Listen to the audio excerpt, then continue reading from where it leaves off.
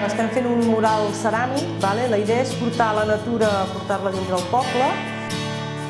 I jo vaig portar el primer dia branques i elements naturals del bosc, diguéssim, per introduir-les dintre del mural.